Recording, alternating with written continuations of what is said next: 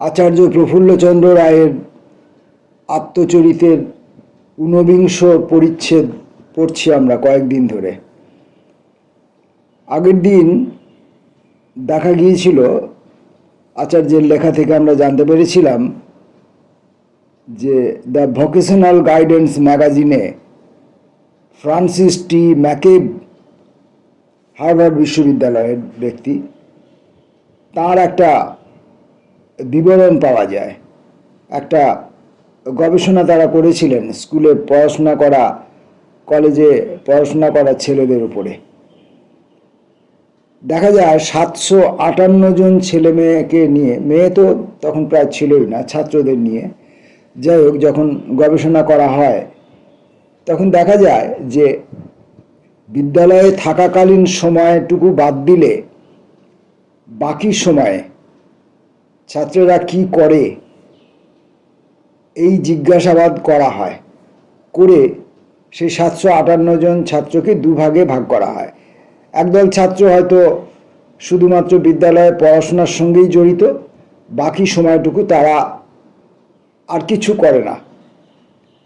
আর অন্য আরেক দল ছেলে যারা বিদ্যালয়ে পড়াশোনার সময় বিদ্যালয়ে আসে, পড়াশোনা করে, বাকি সময়টুকু তারা অন্যান্য জীবিকার সঙ্গে জড়িত থাকে, যে জীবিকার দ্বারা তারা তাদের জীবন নির্বাহ করে বা পড়াশোনার ব্যয় নির্বাহ করে।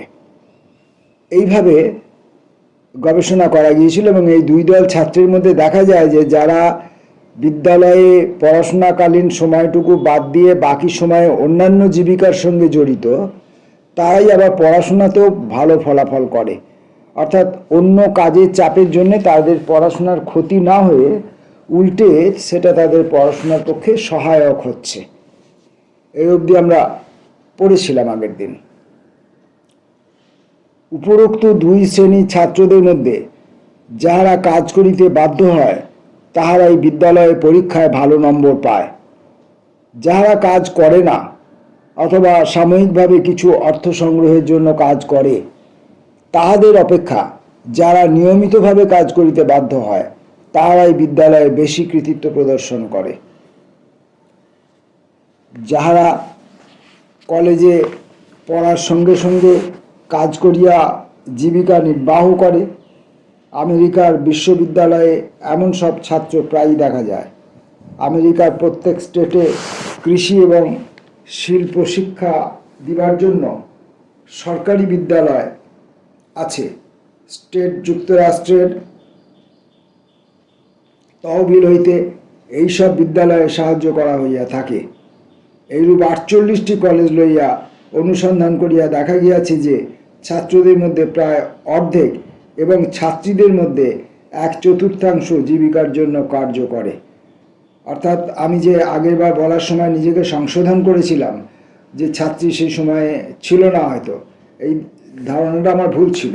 অর্থাৎ ও দেশে তখন ছাত্রছাত্রী উভয়ই একসঙ্গে পড়াশোনা রীতি সম্পূর্ণরূপে চল হয়ে গিয়েছিল। আমাদের দেশে সেটা ছিল না। তো আমার এই অজ্ঞতা থেকে আমি ওই ভুল ধারণাটা করেছিলাম, সেটা আমার এখানে ক্লিয়ার হয়ে গেল যে ছাত্র এবং ছাত্রী, ছাত্রদের মধ্যে প্রায় অর্ধেক এবং ছাত্রীদের মধ্যে প্রায় 1/4 জীবিকার জন্য কাজ করে। এইসব কলেজে প্রায় 13,000 ছাত্র এবং 3,000 ছাত্রী কলেজে থাকিবার সময় স্বোপার্জিত অর্থে ব্যয় নির্বাহ করে, নিজেরাই আয় করে এবং সেই টাকা দিয়ে নিজেরা নিজেদের পড়াশোনা, আহারাদি, বাসস্থান ইত্যাদির ব্যয় নির্বাহ করে। সাধারণত আন্ডার গ্র্যাজুয়েটরা আংশিক সময়ে কাজ করিয়া এক টার্মে 30 পাউন্ড হইতে 70 পাউন্ড এবং গ্রীষ্মাবকাশে 40 পাউন্ড হইতে 50 পাউন্ড পর্যন্ত উপার্জন করে। ট্রিবিউন পত্রিকার চীনস্থিত একজন সাংবাদিকের কথা প্রসঙ্গে ক্যারুপ নিলসন বলিয়াছেন, অন্য অনেক আমেরিকান সাংবাদিকের ন্যায় তিনি জীবনে নানা কাজ করিয়াছেন। তারপর বিশ্ববিদ্যালয়ের উপাধি লইয়া সংবাদপত্র সেবী হইয়াছেন। একসময় তিনি রেলওয়ে লাইনে শ্রমিকের কাজও করিয়াছিলেন। ইহার দ্বারা বোঝা যায় না যে আমেরিকার প্রত্যেক কলেজের ছাত্র স্বাবলম্বী এবং পরিশ্রমী। বহু বছর পূর্বে এমারসন শহরের পুত্তলিকাবৎ অকর্মণ্য ছাত্র এবং দৃঢ় প্রকৃতি স্বাবলম্বী যুবকের তুলনা করিয়া বলিয়াছেন,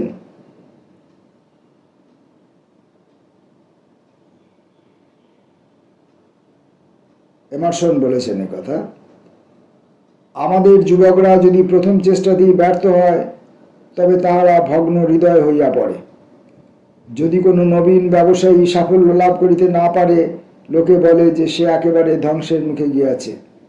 যদি কোনো বুদ্ধিমান ছাত্র কলেজ হইতে বাহির হইয়া 1 বৎসরের মধ্যে বোস্টন বা নিউ ইয়র্কে কোনো অফিসে কাজ না পায়, তবে সে এবং তাহার বন্ধুগণ মনে করে তাহার নিরাশ হইবার ও সারা জীবন বিলাপ করিবার যথেষ্ট কারণ আছে।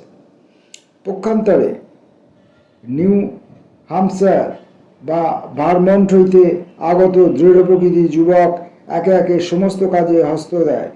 সে ফার্মে শ্রমিকের কাজ করে, ফেরি করে, স্কুলে পড়ায়, বক্তৃতা করে, সংবাদপত্র সম্পাদনা করে, কংগ্রেসে যায়, নাগরিকের অধিকার ক্রয় করে। বৎসরের পর বৎসর এইরূপ বিভিন্ন কাজ করিয়াও তার চিত্তের স্থৈর্য নষ্ট হয় না। সে একাই শহরবাসী 100 অকর্মণ্য পুত্তলিকার সমকক্ষ। শহরবাসী 100 অকর্মণ্য পুত্তলিকা, মানে যারা শহর থেকে আসছে, সে সমস্ত ছাত্রদের তুলনায় সে একাই 100 গুণ। সে জীবনের পথে বুক ফুলাইয়া চলে, কোনো উচ্চতর বৃত্তি শিক্ষা করে নাই বলিয়া লজ্জাবোধ করে না, কেননা সে কখনো তার জীবনের গতি বন্ধ করে নাই, সর্বদাই সে জীবন্ত। তার জীবনে মাত্র একবার সুযোগ আসে না, শত শত সুযোগ তার সম্মুখে বর্তমান, একটা না পারলে আর একটা। মিস্টার সি.জে. স্মিথ গত 40 বছর ধরিয়া অনেক বড় বড় কাজ করিয়াছেন। তিনি সম্প্রতি 69 বছর বয়সে কানাডিয়ান ন্যাশনাল রেলওয়ের ভাইস প্রেসিডেন্টের পদ হইতে অবসর গ্রহণ করিয়াছেন। তাঁর সারগর্ব অভিমত পরপৃষ্ঠায় উদ্ধৃত হইল। কানাডাতে গ্রীষ্মের ছুটির সময় বালকদিগকে ভবিষ্যতে যে বৃত্তি সে অবলম্বন করিবে তা হাতে কলমে শিক্ষা করিবার সুযোগ দেওয়া হয়। আমার মতে এই রীতি ভালো। ইহার ফলে সে সব দিক হইতে বিষয়টি শিখিতে পারে। আমি যখন যুবক ছিলাম তখন গল্ফ বা বিলিয়ার্ড খেলা ছিল না, এবং 30 বছর বয়সে আমি যখন সভ্যতার সংস্পর্শে আসিলাম তখন আমি পুল বা গল্ফ খেলা জানিতাম না। যাহারা সামান্য অবস্থা হইতে স্বীয় চেষ্টায় জীবনের নানা বিভাগে শ্রেষ্ঠ স্থান অধিকার করিয়াছেন, এরূপ বহু ব্যক্তির দৃষ্টান্ত ইতিপূর্বে আমি দিয়াছি। 4 জন প্রসিদ্ধ জননায়কের প্রথম জীবনের সংক্ষিপ্ত বিবরণ দিয়া আমি এই অধ্যায় শেষ করিব। মিস্টার র্যামজে ম্যাকডোনাল্ড এইভাবে তাহার প্রথম জীবনের বর্ণনা করিয়াছেন। 1931 সালে 26 নভেম্বর তাঁর প্রদত্ত বক্তৃতায়। অতীত জীবনের ঘটনা স্মরণ করিলে বিস্মিত হইতে হয়। কয়েক বছর পূর্বে লসিমাউথের জনৈক বৃদ্ধা ধীবর রমণী আমাকে দেখিয়া তাহার সরল সহানুভূতিপূর্ণ স্বরে বলিয়াছিলেন, জিমি, পৃথিবীতে এমনই আশ্চর্য ঘটনা ঘটে। জীবনের সহজ সুগম সদর রাস্তা দিয়া না গিয়া যদি দুর্গম কর্দমাক্ত সংকীর্ণ পথে চলা যায়, তবে মানব জীবনের সুখ দুঃখ, উন্নতি অবনতি, ত্যাগ ও আনন্দ সব অবস্থারই প্রত্যক্ষ অভিজ্ঞতা লাভ হয়। মিস্টার ম্যাকডোনাল্ড তার বাল্য স্মৃতি হইতে 2টি ঘটনার উল্লেখ করেন। শীতের প্রভাব, তুষারপাত হইতেছে। অন্ধকার থাকিতে আমরা উঠিয়াছি এবং তুষারাবৃত পথে প্রায় 1 মাইল পদব্রজে গিয়াছি। আমরা একটা আলুর খেতে গেলাম। সেখানে যন্ত্রযোগে মাটির নিচ হইতে আলু তোলা হইতেছে। আমি একটি ঝুড়িতে আলু সংগ্রহ করিতেছি। 2 হাত তুষার হিম হইয়া গিয়াছে। চোখের জল রোধ করা কঠিন হইয়া পড়িয়াছে। আমাদের সকলের উপর যে সর্দার, সে আমার কাছে আসিল, আমার তুষারহীন কর্ণমূলে চপেটাঘাত করিল। সেই কথা স্মরণ করিতেই এখনো যেন আমি শরীরে বেদনা বোধ করি। অনেক সময় পার্লামেন্টে গভর্নমেন্টের পক্ষীয় সম্মুখের আসনে বসিয়া ওই অতীত কাহিনী এখনো আমার মনে ভাসিয়া আসে। মিস্টার ম্যাকডোনাল্ড তার বাল্যস্মৃতিতে একজন সেকেলে লোকের কথা বলিয়াছেন। তিনি লসিমাউথের রাস্তায় ঠেলা গাড়িতে ফেরি করিয়া বেড়াইতেন। তার গাড়ির সম্মুখে একখণ্ড ট্যাসিটাসের বই থাকিত। তিনি ল্যাটিন ও গ্রিক বই পড়িতেন আর সঙ্গে সঙ্গে জিনিসের নাম হাঁকিতেন। একদিন তিনি আমার হাতে একখানি বই দেখিয়া জিজ্ঞাসা করিলেন, তুমি কি এইসব পড়িতে ভালোবাসো? এবং আমার হাতে একখানি হেরোডোটাসের ইতিহাস দিলেন। পরে কয়েক মাস যাবৎ তিনি আমাকে আরও কতগুলি বই দিয়াছিলেন। আর একজন শ্রমিক নেতা জর্জ ল্যান্সবেরি সম্প্রতি তাঁর বাল্যজীবনের কথা এবং কিভাবে তাহাকে কঠোর জীবন সংগ্রাম করিতে হইয়াছিল তাহার বর্ণনা করিয়াছেন। দুই একটি স্থান উদ্ধৃত করিতেছি। আমার জীবনের সর্বাপেক্ষা গুরুতর ঘটনা 1984 থেকে 85 সালে ঘটে। সেই সময় আমি স্ত্রী, 4 বছরের কম বয়স্ক 3টি শিশু এবং 11 বছরের কম বয়স্ক একটি ছোট ভাইকে সঙ্গে লইয়া দেশ ছাড়িয়া অস্ট্রেলিয়াতে যাত্রা করি। অবশেষে একটি পাথর ভাঙার কাজ আমি পাইলাম। একরকম নীল রঙের গ্রানাইট পাথর। উহাতে যখন হাতুড়ি পিটাইতাম তখন মনে হইতো আমার হাতের সঙ্গে সঙ্গে হৃদয় বুঝি ভাঙিয়া পড়িতেছে। পরে পার্সেল বিলি করিবার জন্য পিয়নের কাজ পাইলাম। তারপর যতদিন আমি অস্ট্রেলিয়ায় ছিলাম ওই কাজই করিতাম। আমার বেতন ছিল সপ্তাহে 5 শিলিং। ব্রিসবেন হইতে 5 মাইল দূরে টুয়ং নামক স্থানে থাকিবার জন্য একটি বাড়িও পাইলাম।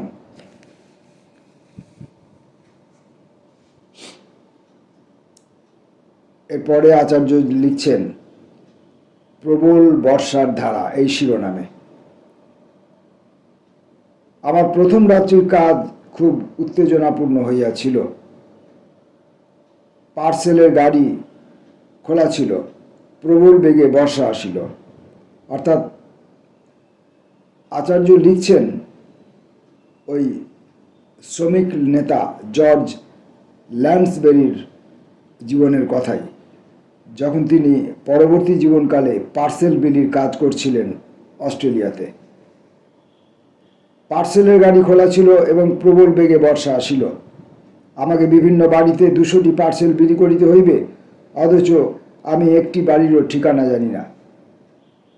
আমি সন্ধ্যে 6টার সময় রওনা হইলাম এবং ভোর 4টের সময় শেষ পার্সেল বিলি করিয়া ফিরিলাম।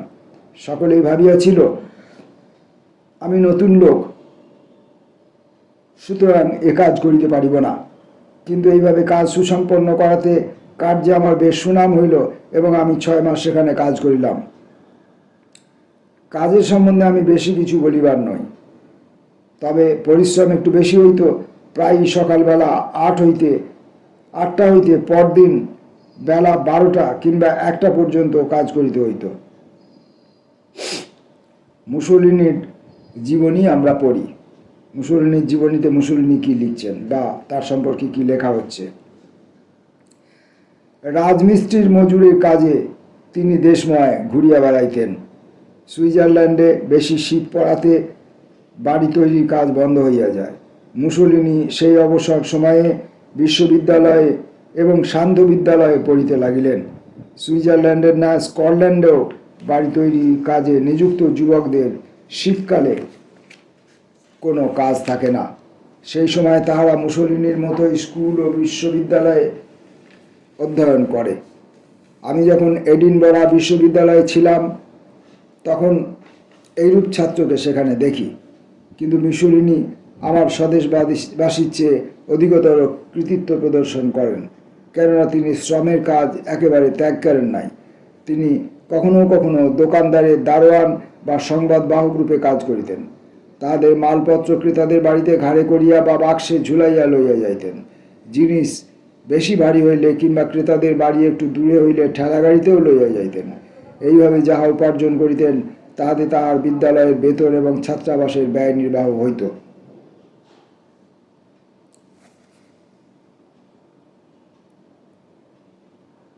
ম্যাসারিক সম্বন্ধে তাহার জীবনীকার মিস্টার স্ট্রিট লিখিয়াছেন, এই সময়ে তাহার বাল্যজীবনে তাহাকে নিজের এবং তাহার এক ভ্রাতার ভরণপোষণের জন্য অর্থোপার্জন করিতে হইত, সঙ্গে সঙ্গে বিদ্যালয়ে পড়াশোনাও করিতে হইত। তাহার ভ্রাতা মাঝে মাঝে তাহাকে হয়তো কয়েক ফ্লোরিন পাঠাইতেন মুদ্রা, কিন্তু অন্যের নিকট হইতে তাহার আর কোনো সাহায্য প্রাপ্তির আশা ছিল না। তাহাকে নিজের উপরই সম্পূর্ণরূপে নির্বাহ করিতে হইত। তিনি প্রথমত নোভা ইউলিসের একজন মুচির বাড়িতে থাকিতেন। তাহার সঙ্গে আরও কয়েকজন তাহারই মতো দরিদ্র ছাত্র থাকিত। তাহাদের থাকা, খাওয়া, জলখাবার এবং কাপড় কাচার জন্য প্রত্যেক ছাত্র মাসে 3 শিলিং করিয়া দিত। মুচির বাড়িতে কিরূপ অবস্থায় বাস করিতে হইত তা অনুমানে বোঝা যাইতে পারে, কিন্তু ম্যাসারিক ও অন্যান্য বালকেরা উহারই মধ্যে সানন্দে কালযাপন করিতেন। আরেকটি দৃষ্টান্ত লর্ড রিডিংয়ের জীবন। তিনি প্রথমবার জাহাজের ছোকরা বা ক্যাবিন বয় রূপে কলিকাতায় আসেন। দ্বিতীয়বার আসিয়াছিলেন ভারতের বড়লাট রূপে। প্রথমবার এলেন জাহাজের ক্যাবিন বয় হয়ে, আর দ্বিতীয়বার এলেন ভারতের বড়লাট রূপে। Lord reading. ইউরোপ ও আমেরিকাতে শ্রমের মর্যাদা এইরূপ শ্রদ্ধা ও সম্মানের জিনিস, কিন্তু ভারতে তাহার বিপরীত ভাব। বিশেষত যেসব বালক ও যুবক স্কুল কলেজে পড়ে তারা শ্রমকে হেয় জ্ঞান করে। ভূতপূর্ব স্কুলসমূহের ইন্সপেক্টর মৌলভী আব্দুল করিম এ সম্পর্কে ব্যথিত চিত্তে লিখিয়াছিলেন, মফস্বল শহরের ভ্রমণের সময় বাখরগঞ্জ জেলার একটি স্কুল পরিদর্শন করিতে গিয়া আমি দেখি অর্থ ও ছাত্রাভাবে ওই স্কুলটি উঠিয়া যাইবার উপক্রম। আমি স্থানীয় মাতব্বর লোকেদের অনুরোধ করিলাম তারা যেন আমার সঙ্গে আমার নৌকায় গিয়ে দেখা করেন। তারা গেল। আমি তাহাদিওকে বুঝাইয়া বলিলাম যে স্কুলটি রক্ষার জন্য তাহাদিওকে অর্থ সাহায্য করিতে হইবে এবং ছেলেদের স্কুলে ভর্তি করিয়া দিতে হইবে। এই সময়ে আমি শুনিলাম একজন নিম্নস্বরে বলিতেছেন, স্কুলটি উঠিয়া গেলে তিনি হরির লুট দেবেন। ভদ্রলোক চলিয়া গেলে আমি স্থানীয় পুলিশের দারোগাকে জিজ্ঞাসা করিলাম, তারা স্কুলের উপর এমন বিরক্ত কেন? দারোগা যাহা বলিলেন তাহাতে আমি বুঝিতে পারিলাম গ্রামের লোকেদের স্কুলের উপর বিরক্ত হইবার যথেষ্ট কারণ আছে। স্থানটিতে অনেক ছোট ছোট দোকানদারের বাস। তারা চায় তাদের ছেলেরা দোকানের জিনিস বিক্রয় ও হিসাবপত্র রাখার কাজে সাহায্য করুক, কিন্তু যেই ছেলেরা স্কুলে ভর্তি হয় অমনি তাহাদের চাল বাড়িয়া যায় এবং এই ভাব দেখায় যে লেখাপড়া জানা লোকের পক্ষে দোকানদারি ছোট কাজ। এই ঘটনা হইতে এবং পরে আরও অনুসন্ধান করিয়া বুঝিতে পারিলাম যে গ্রামে স্কুল থাকায় অনেক স্থলে কৃষকদের পক্ষে বিরক্তি ও অসুবিধার কারণ হইয়াছে। গুরুর অনুরোধে ও বালকদের আগ্রহে অনেক সময় অনিচ্ছা সত্ত্বেও কৃষকরা ছেলেদের স্কুলে পাঠাইতে বাধ্য হয়, কিন্তু স্কুলে ঢুকিয়াই ছেলেরা সম্পূর্ণ ভিন্ন প্রকৃতির হয়ে যায়। তাদের ধরন ধারণ, অভ্যাস, রুচি সব বদলাইয়া যায়, এমনকি অনেক সময় নাম পর্যন্ত বদলাইয়া ফেলে।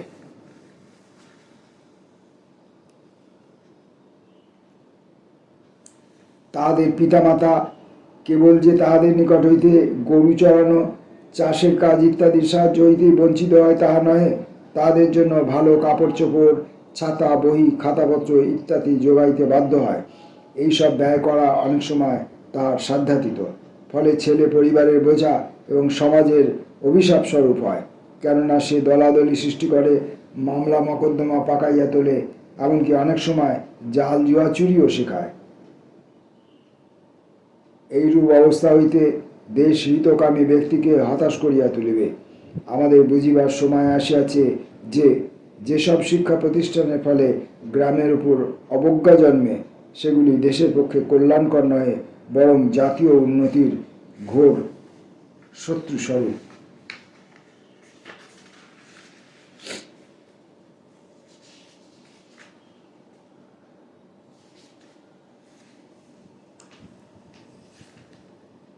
আমাদের মাধ্যমিক শিক্ষা ব্যবস্থার ত্রুটি, বিদেশি ভাষা শিক্ষার বাহন হওয়াতে বিরাট শক্তির অপব্যয়।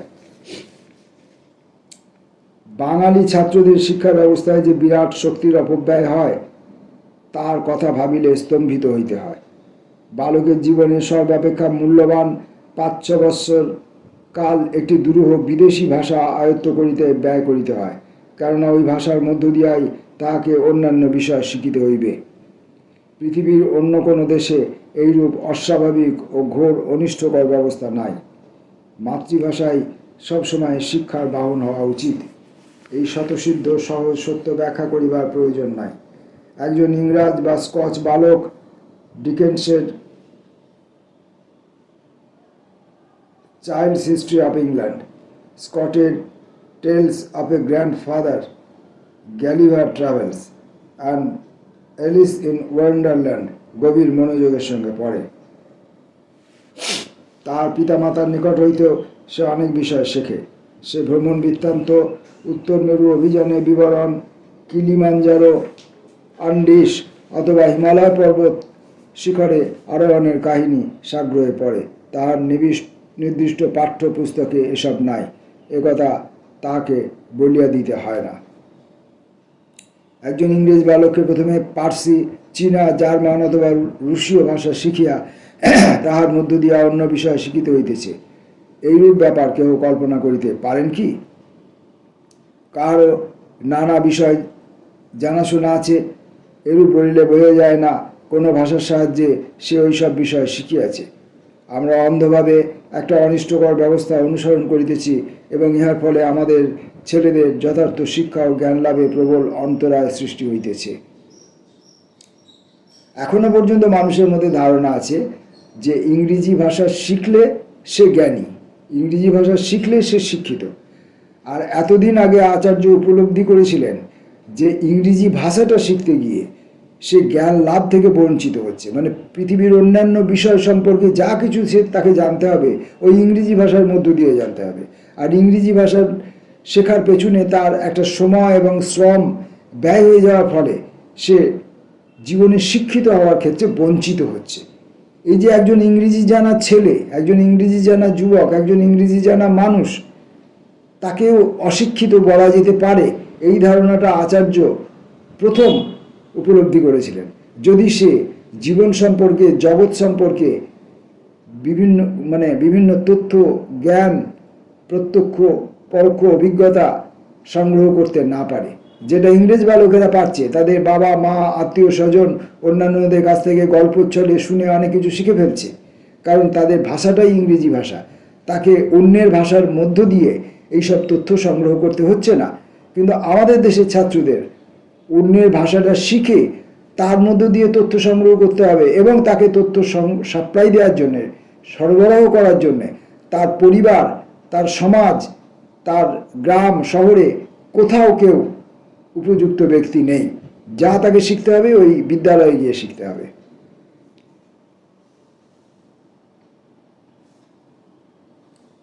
প্লেটো, হেগেল ও কান্ট, কনফিউশিয়াস ও মেনশিয়া, বাইবেল ও কোরআন, রামায়ণ ও মহাভারত এখনও প্রায় লোকে অনুবাদের সাহায্যে পড়ে। ভাষাতত্ত্ববিদ পণ্ডিত ব্যতীত কেউ মূল ভাষায় গ্রন্থ পড়িবার জন্য গ্রিক, জার্মান, চীনা, হিব্রু, আরবি বা সংস্কৃত শিখে না। এমনকি হিন্দুরাও সাধারণত রামায়ণ, মহাভারত তুলসীদাস, কৃত্তিবাস, কাশীরাম দাসের অনুবাদের মধ্য দিয়া পড়ে। কিন্তু ভারতে আমরা একটা কৃত্রিম অস্বাভাবিক ব্যবস্থা অবলম্বন করিয়াছি এবং তাহার জন্য শাস্তিভোগও করিতে হইতেছে। ইতিহাস, ভূগোল, জ্যামিতি, বীজগণিত, পাটিগণিত, স্বাস্থ্যতত্ত্ব, প্রাথমিক বিজ্ঞান, অর্থনীতি বাংলা ভাষার মধ্য দিয়ে অনায়াসে শেখানো যাইতে পারে। ইংরেজিকে দ্বিতীয় ভাষার পর্যায়ে রাখা উচিত। এই সব বিষয়গুলো তখন আমাদের ছাত্রছাত্রীদের ইংরেজি ভাষার মধ্য দিয়ে শিখতে হতো। ইতিহাস, ভূগোল, জ্যামিতি, বীজগণিত, পাটিগণিত, স্বাস্থ্যতত্ত্ব, প্রাথমিক বিজ্ঞান। অর্থাৎ কেউ যদি এইগুলো সব জানবার যোগ্যতা থাকে কিন্তু সে ইংরেজি ভাষাটা জানে না, তাহলে সে অশিক্ষিত। আর যদি কেউ ইংরেজি ভাষাটা জানে অথচ এই বিষয়গুলি সে জানে না, তাহলে সে শিক্ষিত। এবার ইংরেজি ভাষা জানার পর তাকে এই বিষয়গুলোকে ইংরেজি ভাষার মধ্য দিয়ে শিখতে হতো। ফলে তার সময় শ্রম অনেক বেশি চলে যেত। যাহারা পণ্ডিত হইতে ইচ্ছা করে তাহারা কেবল ইংরেজি নয়, জার্মান ও ফ্রেঞ্চও শিখিবে, তবে ইংরেজিকে কোনো শিক্ষার বারণ করা উচিত নয়।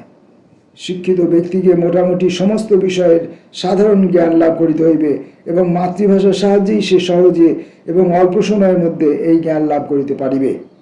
জীবনের সর্বাপেক্ষা মূল্যবান সময়ে আমাদের ছেলেদের সময় ও শক্তির কিরূপ বিষম অপব্যয় হয় তা নিম্নলিখিত তথ্যগুলি হইতেই বোঝা যাইবে।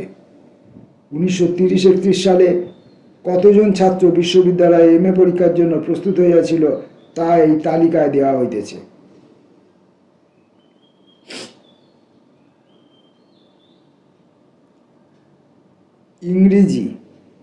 ইংরেজিতে পঞ্চম বার্ষিক শ্রেণী এবং ষষ্ঠ বার্ষিক শ্রেণী, প্রত্যেকটা বিষয়ের উপরে পঞ্চম বার্ষিক শ্রেণী, ষষ্ঠ বার্ষিক শ্রেণী, মানে ক্লাস 5, ক্লাস 6। ইংরেজিতে 119 জন,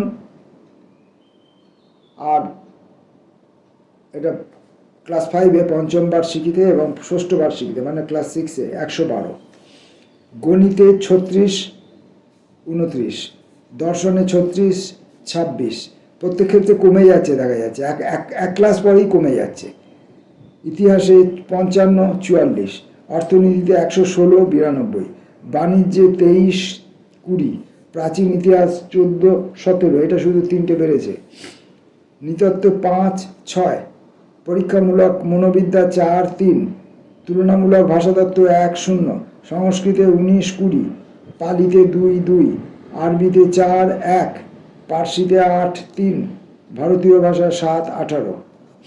মোট 449 জন ক্লাস 5-এ যদি থেকে থাকে, সেটা হচ্ছে ক্লাস 6-এ গিয়ে হয়ে যাচ্ছে 393 জন।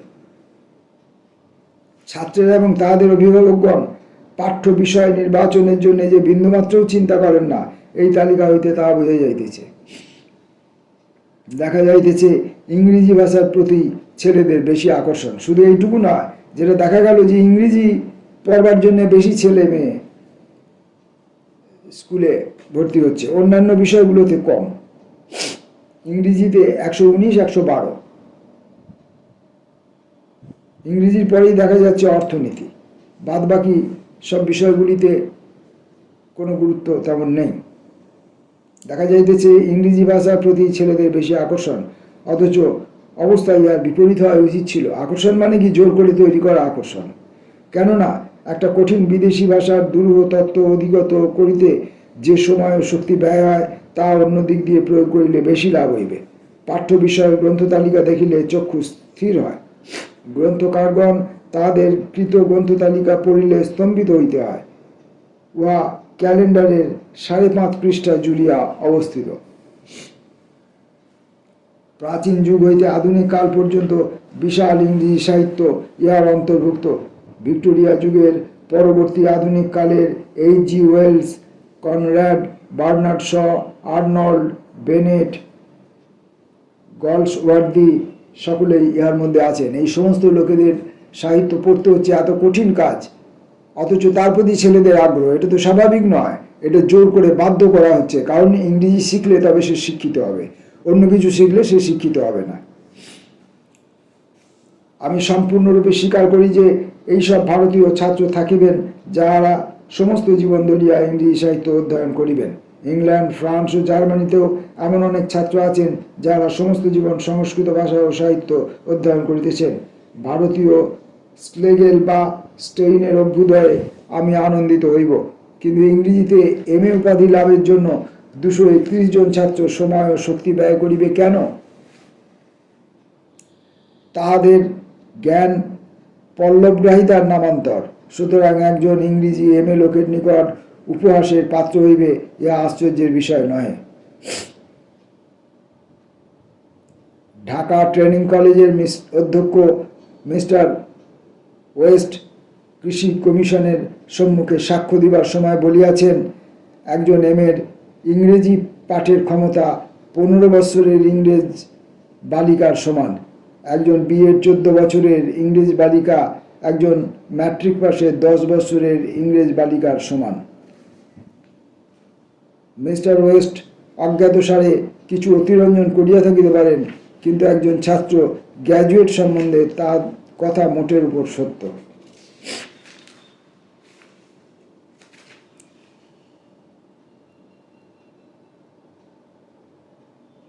1835 খ্রিস্টাব্দে মেকলে তাহার ইতিহাস প্রসিদ্ধ রিপোর্টে এদেশে পাশ্চাত্য শিক্ষা প্রবর্তন সমর্থন করেন। প্রতীচ্যবাদী এবং প্রাচ্যবাদীদের মধ্যে যে তর্ক বিতর্ক চলিতেছিল, মেকলের রিপোর্টে তাহার অবসান হয়।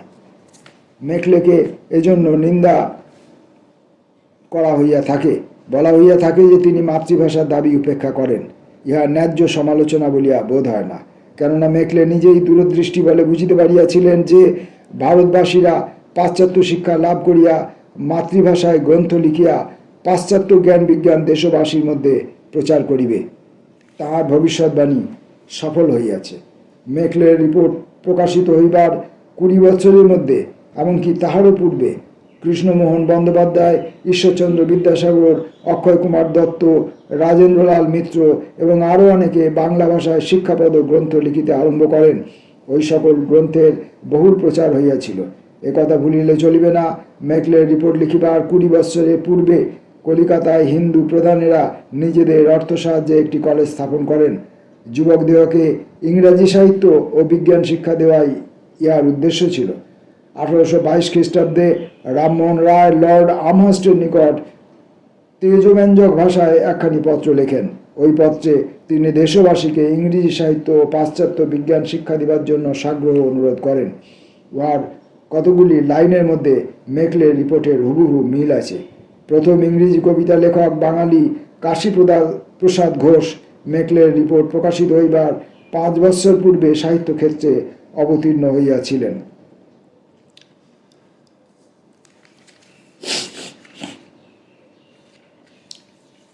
প্রকৃত কথা এই যে আমাদের পূর্বপুরুষরাই ইংরাজি শিক্ষা লাভের জন্য উন্মত্ত হইয়া উঠিয়াছিলেন এবং মাতৃভাষাকে উপেক্ষা করিয়াছিলেন। 1844 খ্রিস্টাব্দের 25 নভেম্বর ফ্রি চার্চ ইনস্টিটিউশন হলে একটি জনসভা হয়। তদানীন্তন বড়লাট লর্ড হান্ডিজ তার একটি রিপোর্টে সরকারি কাজে অশিক্ষিত ভারতবাসীদের চেয়ে শিক্ষিত ভারতবাসীদেরকে অধিকতর সুযোগ দেবার জন্য সুপারিশ করিয়াছিলেন বলিয়া তাহাকে ধন্যবাদ দিবার উদ্দেশ্যে এই সভা আহূত হইয়াছিল। প্রথমে ইংরেজি ভাষা শিখিয়া তাহার সাহায্যে জ্ঞান আহরণ না করিলে কেহই শিক্ষিত বলিয়া গণ্য হইবে না, এই স্থলে ইহাই স্বীকার করিয়া লওয়া হইয়াছিল। এই কারণে ইংরেজি শিক্ষার উপর অতিরিক্ত জোর দেওয়া হইল এবং স্কুল কলেজে একটা কৃত্রিম শিক্ষা প্রণালী প্রচলিত হইল। ইহার ফলে প্রাথমিক, উচ্চ মাধ্যমিক, উচ্চ প্রাথমিক এমনকি মাইনর স্কুলগুলি পর্যন্ত উপেক্ষিত হইয়াছে। কেবলমাত্র ম্যাট্রিক স্কুলগুলিকেই লোকে পছন্দ করিত। ওইগুলি সংখ্যায় বাড়িতেছে, কেননা ওই স্কুলে পাশ করিয়া বিশ্ববিদ্যালয়ে প্রবেশ করা যায়। আজ এই পর্যন্ত। নমস্কার।